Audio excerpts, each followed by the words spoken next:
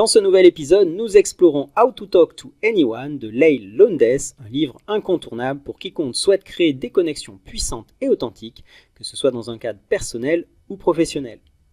Alors si vous souhaitez fonder un réseau solide, commençons sans plus attendre par point clé numéro 1, créer une première impression captivante.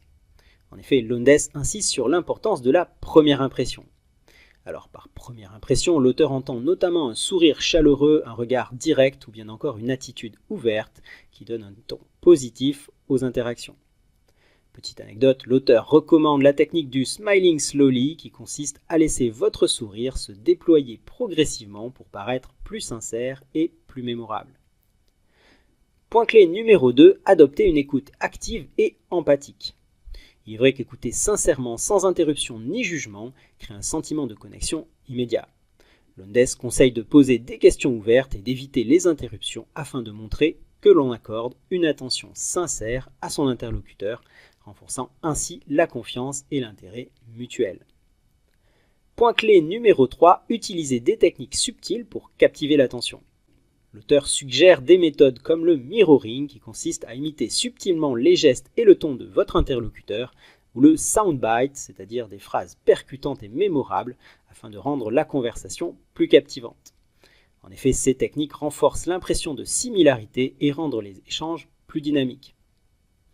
Point clé numéro 4, construisez un lien émotionnel en personnalisant l'échange. Il est vrai que le fait de mentionner des détails spécifiques à l'autre personne ou de se souvenir de petites informations de conversations passées montre toute l'attention que l'on témoigne à son interlocuteur et personnalise l'échange. Cette approche rend donc l'interaction plus significative et authentique, favorisant une connexion durable. Point clé numéro 5, encourager les autres à parler d'eux-mêmes. En effet, les gens apprécient de parler de leurs expériences et de leurs opinions. Lowndes explique que poser des questions réfléchies et encourager l'autre à parler de ses passions permet de créer un échange fluide, agréable et valorisant pour tous. Voilà, ce résumé étant posé, passons désormais à l'analyse et voyons ce que vous pouvez en retirer en tant qu'entrepreneur. Et pour ceux d'entre vous qui n'êtes pas encore inscrits à la plateforme MindMasters, je vous invite à nous y rejoindre en cliquant sur le lien qui figure juste en dessous de ce podcast. Vous y retrouverez la suite de cet épisode, mais également des centaines d'autres résumés et analyses des meilleurs best-sellers de développement personnel pour les entrepreneurs. Je vous dis à très vite, salut!